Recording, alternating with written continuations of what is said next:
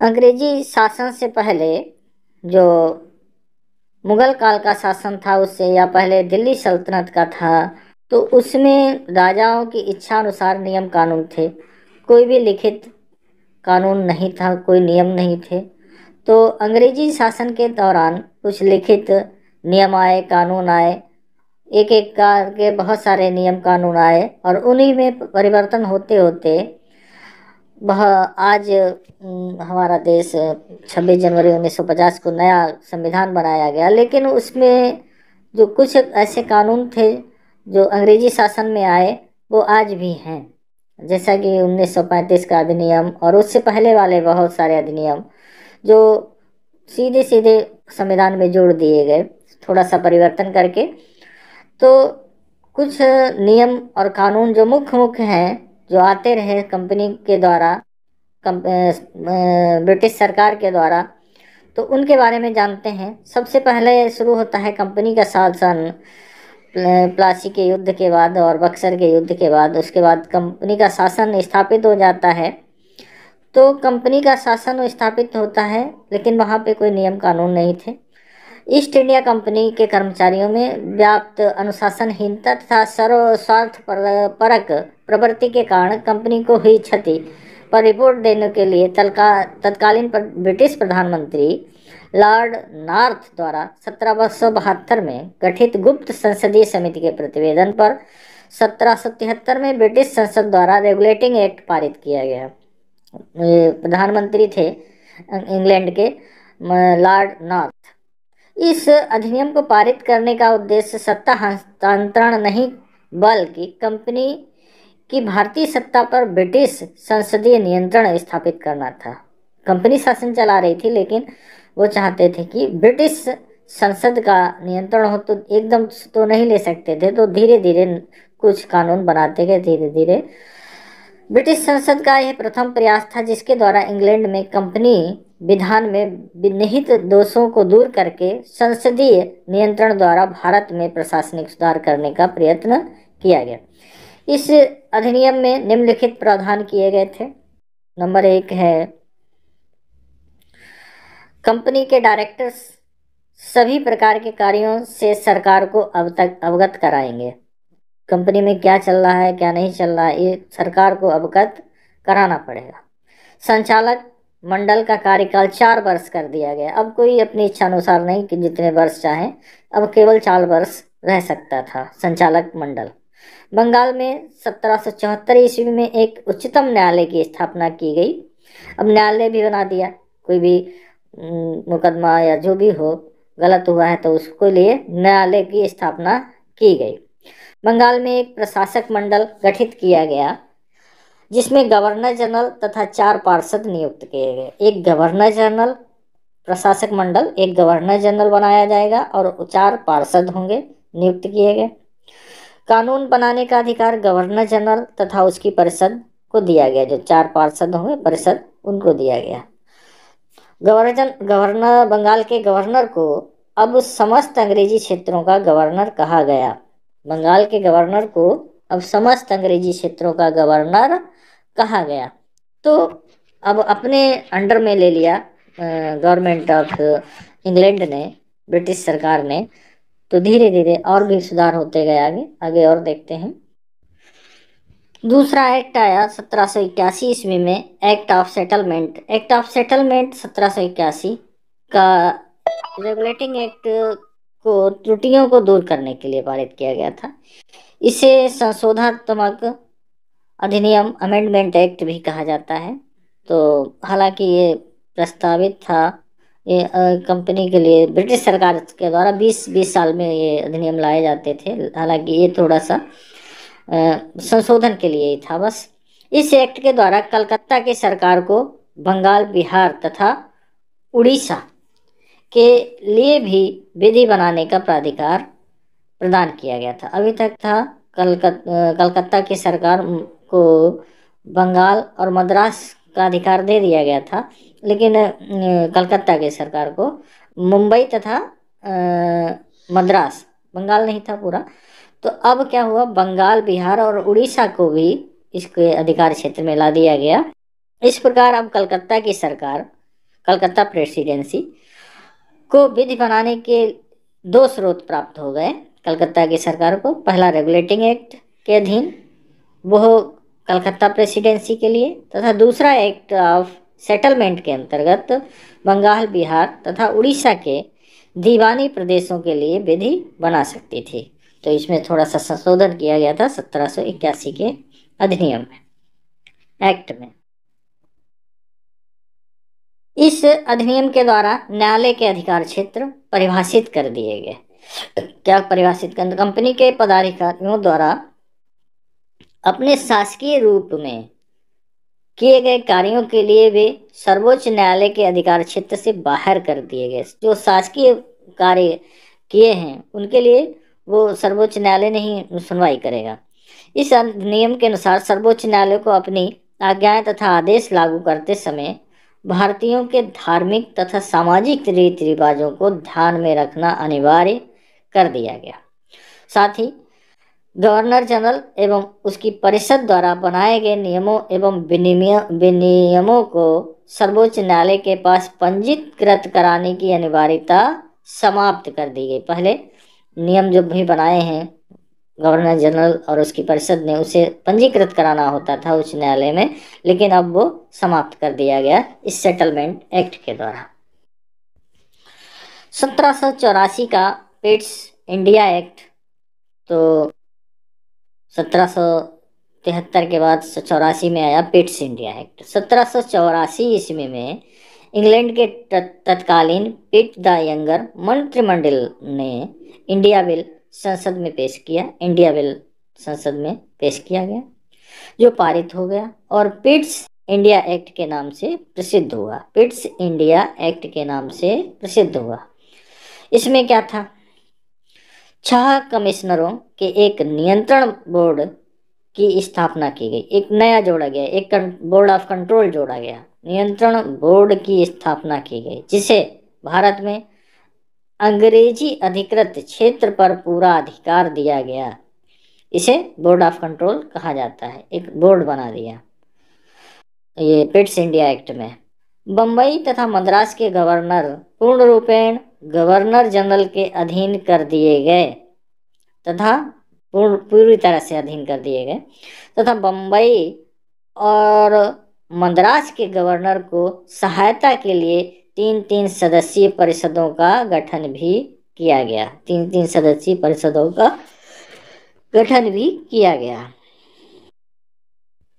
और इसके बाद भारत में गवर्नर जनरल की परिषद का सदस्य संख्या 4 से घटाकर 3 कर दी गई। गवर्नर जनरल की सदस्य जो परिषद थी 4 थी, जो पिछले अमेंडमेंट एक्ट के द्वारा, और उसको 4 की बजाय अब 3 कर दी गई। देशी राजाओं से युद्ध तथा संधि से पहले गवर्नर जनरल को कंपनी के डायरेक्टरों से स्वीकृति लेना अनिवार्य कर दिया गया। कंपनी के जो डायरेक्टर्स थे उनसे अनुमति लोगे तभी देशी राजाओं से युद्ध या संधि करोगे, वैसे नहीं अपनी मर्जी से कुछ नहीं कर सकते थे। अब इस पिट्स इंडिया एक्ट में प्रावधान कर दिया गया। भारत में अंग्रेज अधिकारियों के ऊपर मुकदमा चलाने के लिए इंग्लैंड में एक कोर्ट की स्थापना की गई। इंग्लैंड में एक कोर्ट बनाया गया जिसमें सुनवाई होगी, वो यहाँ नहीं होगी। भारत में कंपनी के अधिकृत प्रदेशों को पहली बार नया नाम पिट्स इंडिया एक्ट में नया नाम दिया गया, ब्रिटिश अधिकृत भारतीय प्रदेश। ब्रिटिश अधिकृत भारतीय प्रदेश, ये नया नाम दिया गया। जो भारतीय राज्य थे ब्रिटिश कंपनी के अधीन उनको। अगला आया 1786 का अधिनियम, एक्ट ऑफ 1786। इस अधिनियम के द्वारा गवर्नर जनरल को प्रधान सेनापति की शक्तियां प्रदान की गई तथा साथ ही गवर्नर जनरल को विशेष परिस्थितियों में अपनी परिषद के निर्णयों को रद्द करने तथा अपने निर्णय लागू करने का अधिकार दिया गया। ऐसे नहीं, विशेष परिस्थितियों में परिषद के जो निर्णय हैं उनको मना कर सकता है, रद्द करके अपने निर्णय लागू करने का अधिकार था। ये 1786 का एक तरह का अमेंडमेंट ही ये भी था।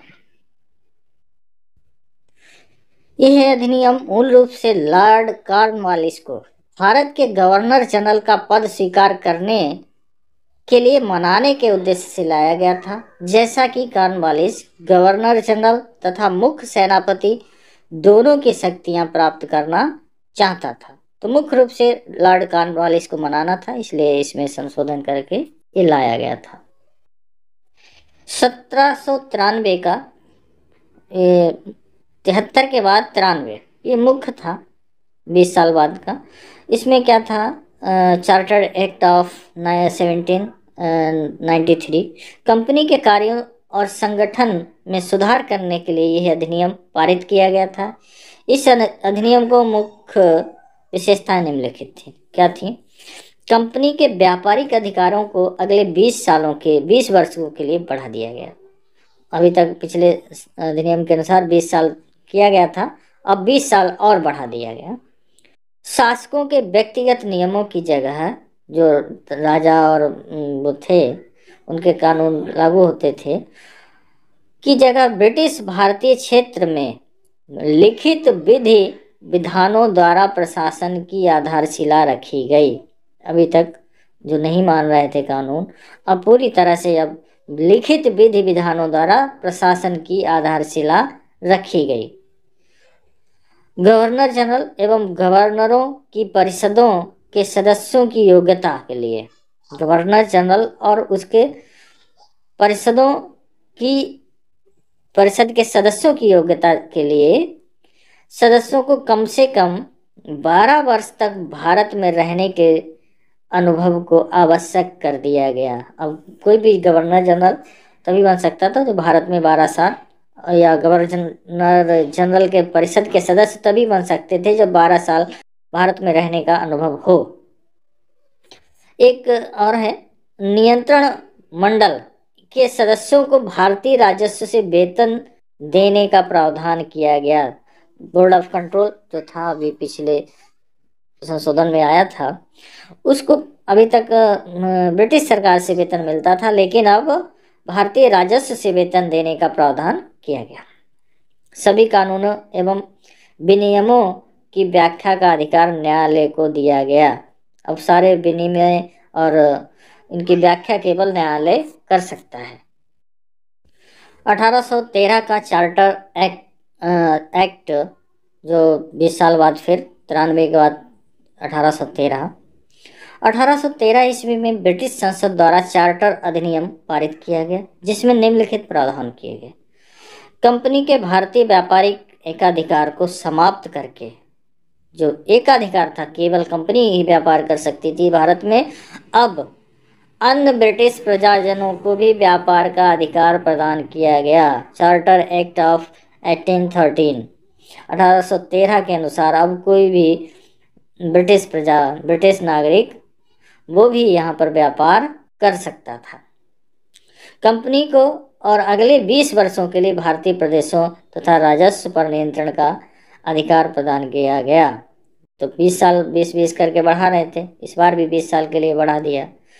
नियंत्रण बोर्ड की शक्ति को परिभाषित किया गया तथा उसका विस्तार भी कर दिया गया। नियंत्रण बोर्ड जो बना था, पहले शुरुआत में 4 थे सदस्य उसके, फिर 3 कर दिए गए। अब इसका बोर्ड की शक्ति को परिभाषित भी कर दिया गया तथा उसका विस्तार भी कर दिया गया। और मुख्य चीज़, एक और चीज़ यहाँ पे नई आई है चार्टर एक्ट 1813 में, ईसाई मिशनरी मतलब धर्म से संबंधित को भारत में धर्म प्रचार की अनुज्ञा दी गई। धर्म प्रचार भी कर सकते थे। कंपनी को गवर्नर जनरल, गवर्नरों तथा प्रधान सेनापतियों को नियुक्त करने का अधिकार दिया गया। अब गवर्नर जनरल कंपनी नियुक्त कर सकती थी और गवर्नर नियुक्त कर सकती थी, या प्रधान सेनापति भी वो कंपनी नियुक्त कर सकती थी इस अधिनियम के द्वारा। अगला 20 साल बाद फिर आया 1833 का चार्टर अधिनियम, द चार्टर एक्ट ऑफ 1833। इस चार्टर अधिनियम पारित किया गया, जिसमें निम्नलिखित प्रावधान किए गए। क्या थे प्रावधान इसमें?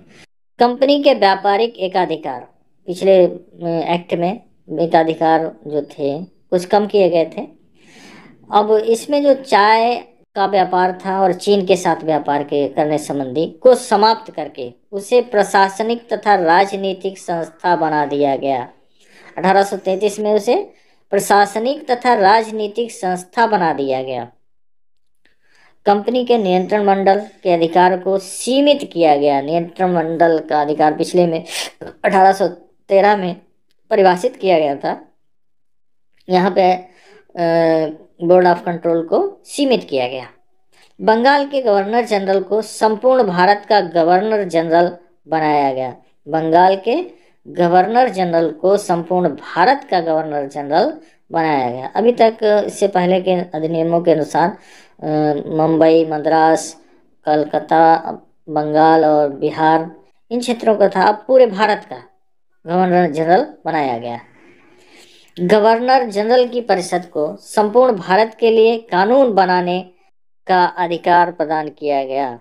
अब पूरे भारत में गवर्नर जनरल की परिषद, जो 4 सदस्य 3 रह गए थे, उनको अब संपूर्ण भारत के लिए कानून बनाने का अधिकार प्रदान किया गया, पूरी तरह से अंग्रेजी शासन।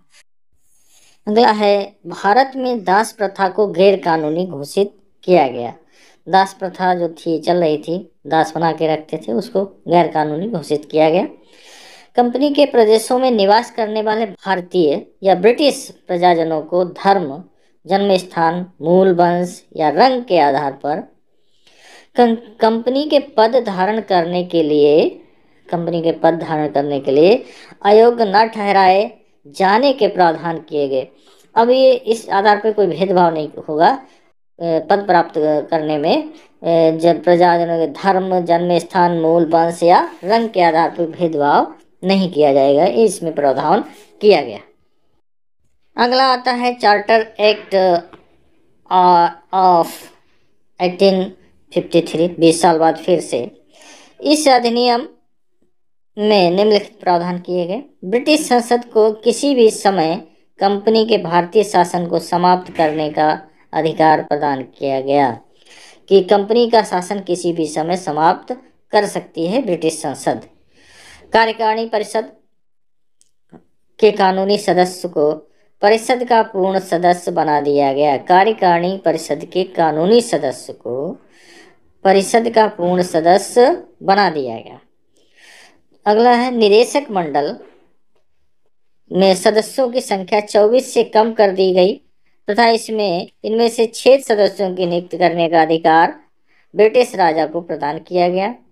निदेशक मंडल के सदस्यों के लिए योग्यता निर्धारित की गई।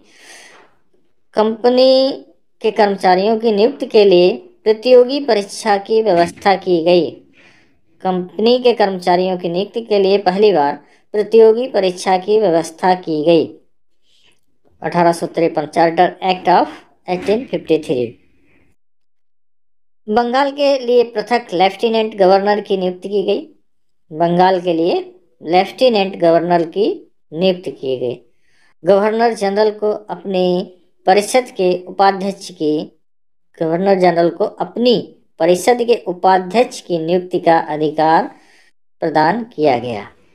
ये विशेष थे बदलाव इसमें, बाकी पुराने ही। 1857 में, जैसा कि पता ही है, क्रांति हुई। 1857 का स्वतंत्रता संग्राम। 1858 का भारत शासन अधिनियम लाया। 53 में हालांकि वो आया था, लेकिन 1857 में क्रांति की वजह से फिर से 1858 में भारत शासन अधिनियम आया, the government of India act 1858। तो इस अधिनियम में निम्नलिखित प्रावधान किए गए। सबसे पहले तो अब कंपनी का शासन पूरी तरह से समाप्त हो गया और सीधे अब ब्रिटिश शासन के अधीन हो गया भारत का शासन। तो देखते हैं क्या क्या प्रावधान किए गए। भारत में कंपनी के शासन को समाप्त कर दिया गया तथा शासन का उत्तरदायित्व ब्रिटेन की संसद को सौंप दिया गया। अब सीधा शासन ब्रिटेन की संसद करेगी। कंपनी के निदेशक मंडल, नियंत्रक मंडल तथा गुप्त समिति को समाप्त करके इनके अधिकारों तथा शक्तियों के प्रयोग का अधिकार निदेशक मंडल, नियंत्रक मंडल तथा गुप्त समिति, इनके अधिकारों को समाप्त करके तथा शक्तियों के प्रयोग का अधिकार अब ब्रिटेन की साम्राज्य की ओर से एक नया अधिकारी नियुक्त किया। क्या था? भारत राज्य सचिव, secretary of state for India को सौंप दिया गया। ये सारी शक्तियां secretary of state for India को सौंप दिया गया। ये सब हटा दिया गया। निदेशक मंडल, नियंत्रक मंडल, गुप्त समिति, इन सबको हटा करके भारत राज्य सचिव। अगला है भारत राज्य सचिव के कार्यों में सहायता देने हेतु 15 सदस्यों की एक भारत परिषद की स्थापना की गई। 15 सदस्य थे, भारत परिषद की स्थापना की गई। भारत के गवर्नर जनरल का नाम अब वायसराय कर दिया गया। अब गवर्नर जनरल होता था, अब वायसराय कर दिया गया। कंपनी की सेनाओं को ब्रिटिश शासन के अधीन कर दिया गया। पहले जो कंपनी की सेनाएं थी अभी तक, उनको अब ब्रिटिश शासन के अंडर में ले लिया गया। तो पूरी तरह से ब्रिटिश शासन हो गया, कंपनी का पूरी तरह से अधिकार समाप्त हो गए। इसी बीच एक और कानून आया, भारत परिषद अधिनियम 1861, इंडियन काउंसिल एक्ट 1861। इस अधिनियम में निम्नलिखित व्यवस्था की गई। सबसे गवर्नर जनरल को नियम बनाने का अधिकार प्रदान किया गया। गवर्नर जनरल, जिसे वायसराय नाम कर दिया गया था। गवर्नर जनरल को अध्यादेश जारी करने का अधिकार दिया गया। गवर्नर जनरल को विधायी कार्यों हेतु नए प्रांत के निर्माण का तथा नवनिर्मित प्रांत में गवर्नर या लेफ्टिनेंट गवर्नर को नियुक्त करने का अधिकार दिया गया। 1861 के अंतर्गत केंद्रीय कार्यकारिणी के सदस्यों की संख्या 4 से बढ़ाकर 5 कर दी गई। केंद्रीय कार्यकारिणी के सदस्यों की संख्या 4 से बढ़ाकर 5 कर दी गई। गवर्नर जनरल की विधान परिषद की संख्या में वृद्धि की गई। इसके बाद आता है 1865 का अधिनियम। इसमें क्या बदलाव किए गए? 1865 के अधिनियम द्वारा गवर्नर जनरल के विधायी अधिकारों में वृद्धि की गई। गवर्नर जनरल को प्रेसिडेंसियों तथा प्रांतों की सीमाओं को उद्घोषणा द्वारा नियत करने तथा उसमें परिवर्तन करने का अधिकार दिया गया। फिर से आता है 1869 का अधिनियम। छोटे छोटे अधिनियम में कुछ बदलाव करने थे, वही आए। 1869 का अधिनियम क्या था? इस अधिनियम द्वारा गवर्नर जनरल को विदेश में रहने वाले भारतीयों के संबंध में कानून बनाने का अधिकार दिया गया। ये कुछ विशेष कानून लाए गए थे बस। फिर आता है 1873 का अधिनियम, द एक्ट ऑफ 1873। इस अधिनियम द्वारा यह प्रावधान किया गया कि किसी भी समय ईस्ट इंडिया कंपनी को भंग किया जा सकता है। इस नियम के अनुसरण में 1 जनवरी 1874 को ईस्ट इंडिया कंपनी को औपचारिक रूप से भंग कर दिया गया। पहले शासन चीना, अब उसको ही, ईस्ट इंडिया कंपनी को ही भंग कर दिया गया। शाही उपाधि अधिनियम 1876 में इस अधिनियम के प्रावधानों के अनुसार निम्नलिखित कार्य किए गए। औपचारिक रूप से भारत सरकार का ब्रिटिश सरकार को अंतरण मान्य किया गया। भारत सरकार का ब्रिटिश सरकार को अंतरण मान्य किया गया 1876 में। गवर्नर जनरल की परिषद में 6ठे सदस्य की नियुक्ति की गई, जिसे लोक निर्माण विभाग का कार्य सौंपा गया। 6ठा सदस्य, 5 सदस्य थे, उसमें एक और जोड़ दिया गया और उसको दे दिया गया लोक निर्माण विभाग। 28 अप्रैल 1876 को एक घोषणा द्वारा महारानी विक्टोरिया को भारत की साम्राज्ञी घोषित किया गया। 28 अप्रैल 1876 में महारानी विक्टोरिया को भारत की साम्राज्ञी घोषित किया गया। इसके बाद आता है भारतीय परिषद अधिनियम 1892, इंडियन काउंसिल एक्ट 1892। इस अधिनियम ने निम्नलिखित व्यवस्था की गई। केंद्रीय विधान परिषद में अतिरिक्त सदस्यों की संख्या में वृद्धि की गई। केंद्रीय विधान परिषद में अतिरिक्त सदस्यों की संख्या में वृद्धि की गई। केंद्रीय तथा प्रांतीय विधान परिषद के 2/3 सदस्यों को निर्वाचन द्वारा नियुक्त किए जाने की व्यवस्था की गई। सबसे प्रमुख, अब निर्वाचन द्वारा नियुक्त किया जाएगा। केंद्रीय तथा प्रांतीय विधान परिषदों के अधिकार क्षेत्र में वृद्धि की गई। केंद्रीय तथा प्रांतीय विधान परिषदों के अधिकार क्षेत्र में वृद्धि की गई। परिषदों को राजस्व और व्यय के वार्षिक कथन अर्थात बजट पर एक नया विचार आया, नया कानून आया। बजट पर विचार विमर्श करने की और कार्यपालिका से प्रश्न पूछने की शक्ति प्रदान की गई। कार्यपालिका से प्रश्न पूछने की शक्ति प्रदान की गई। ये सारे नियम आगे चलकर हमारे संविधान में भी कहीं न कहीं जुड़े हुए हैं किसी न किसी तरह से। भारत परिषद अधिनियम 1919, जिसे मार्लो मिंटो सुधार कहा जाता है, बहुत ही फेमस है मार्लो मिंटो सुधार 1909 का 1905 ईस्वी में ब्रिटेन में संपन्न आम चुनाव में उदारवादी सरकार का गठन हुआ और लॉर्ड मार्ले भारत मंत्री तथा लॉर्ड मिंटो भारत के वायसराय बने। भारत मंत्री लॉर्ड मार्ले तथा भारत मंत्री लॉर्ड मिंटो भारत के वायसराय बने। लॉर्ड मार्ले भारत मंत्री बने। मार्ले तथा मिंटो की सिफारिश के आधार पर 1909 में का अधिनियम, जिसे मार्ले मिंटो सुधार भी कहा जाता है, पारित किया गया। इस अधिनियम में निम्नलिखित व्यवस्था की गई। क्या बदला गया? केंद्रीय विधान परिषद की कुल सदस्य संख्या 69, जो 60 सदस्य और 9 पदेन सदस्य थे, की गई। 69 सदस्य किए गए, 60 सदस्य और 9 पदेन सदस्य, जिसमें 37 सरकारी शासकीय और 32 गैर सरकारी अशासकीय सदस्य थे। गैर सरकारी सदस्य थे केंद्रीय विधान परिषद में। 79 में 37 सरकारी और 32 गैर सरकारी सदस्य थे। प्रांतीय विधान परिषदों की सदस्य संख्या में प्रांतीय विधान परिषदों की संख्या में वृद्धि की गई। सर्वप्रथम पहली बार पृथक निर्वाचन व्यवस्था का प्रारंभ किया गया। ये बहुत ही महत्वपूर्ण है। ये प्रमुख था इसलिए क्योंकि ये हमारे देश में फूट डालना था हिंदू और मुस्लिम में। साथ ही मुस्लिमों को प्रतिनिधित्व के मामले में विशेष रियायत दी गई। प्रतिनिधित्व के मामले में विशेष रियायत दी गई। पृथक निर्वाचन की व्यवस्था जो है मार्ले मिंटो सुधार में आया था।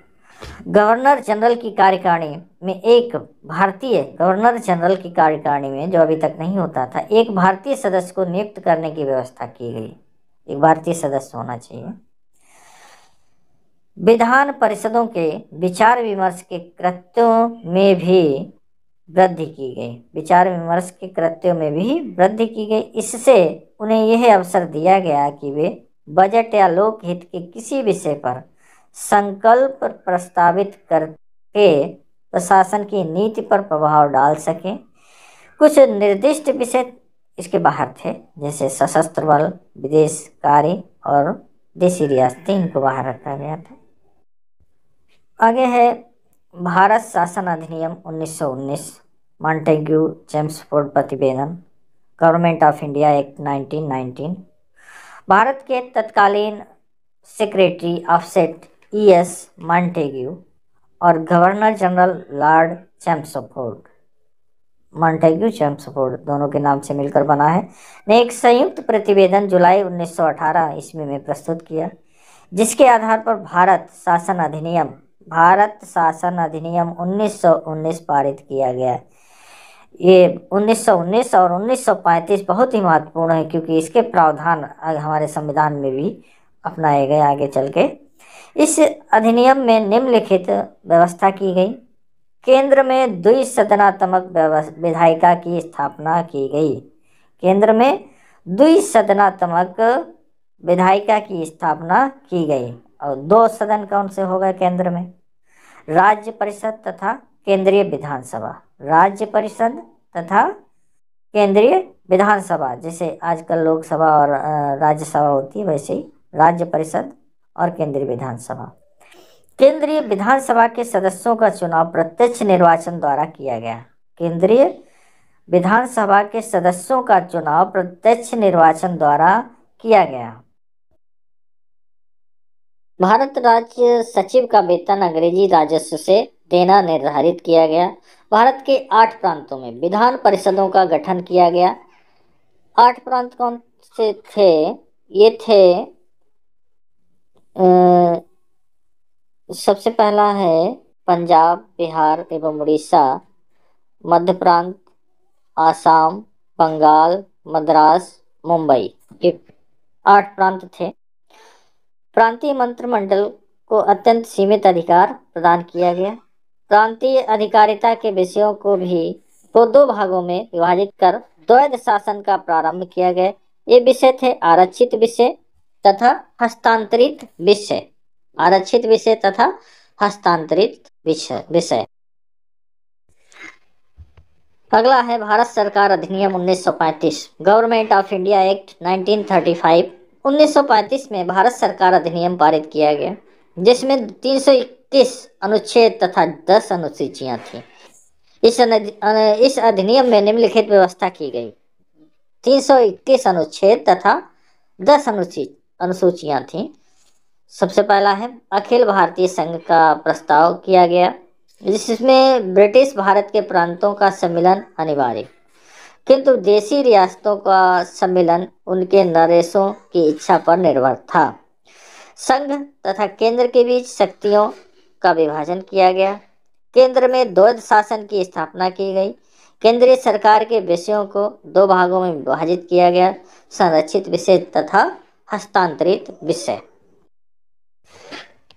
केंद्र में द्विसदनात्मक विधायिका की स्थापना की गई।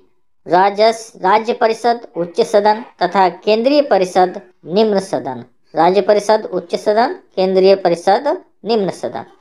प्रांतों में द्वैध शासन को समाप्त करते हुए स्वशासन स्थापित किया गया।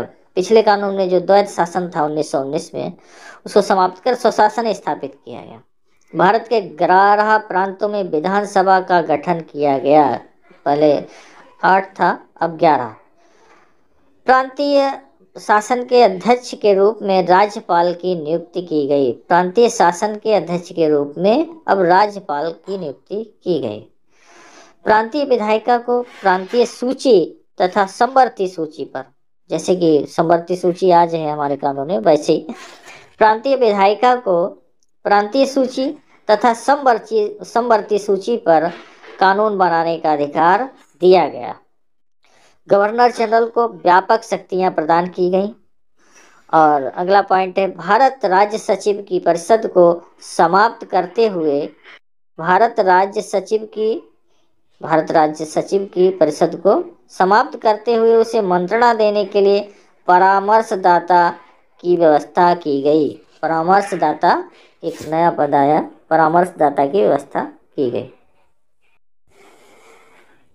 अगला आता है भारतीय स्वतंत्रता अधिनियम 1947, जिसके द्वारा भारत हमारा देश आज़ाद होता है।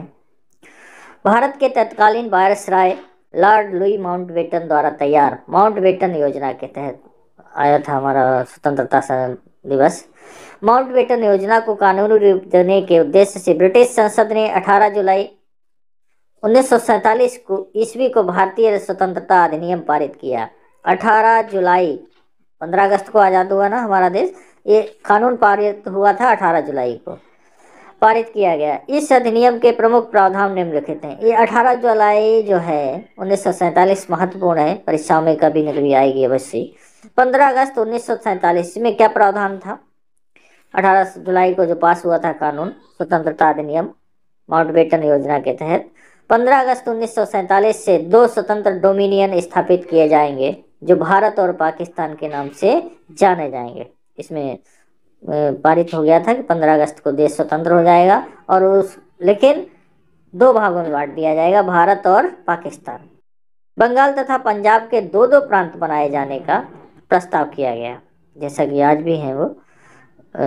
पंजाब पाकिस्तान में भी है, हमारे भारत में भी है, और उधर बांग्लादेश बन गया, और पश्चिम बंगाल, ये दो दो भागों में प्रस्ताव किया गया।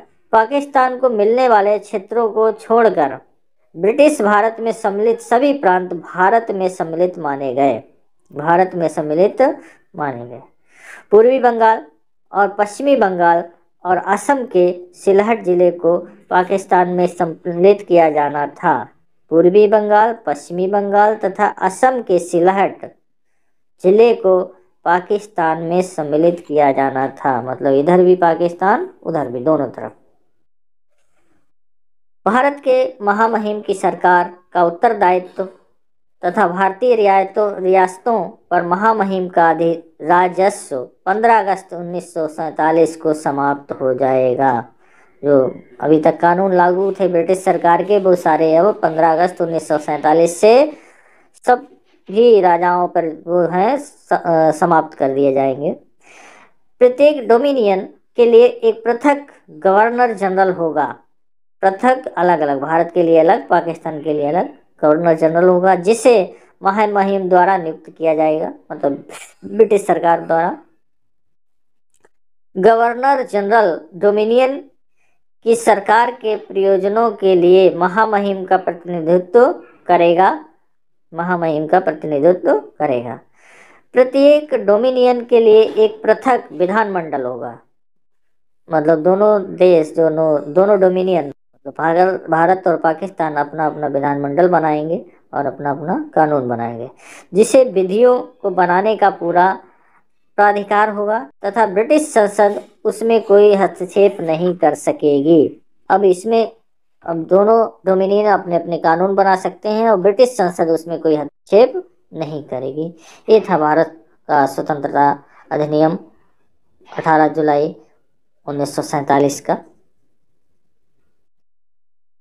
अभी और है, उन समस्त संधियों एवं अनुबंधों को रद्द कर दिया जाएगा जो महामहिम की सरकार तथा भारतीय राजाओं के मध्य हुए थे।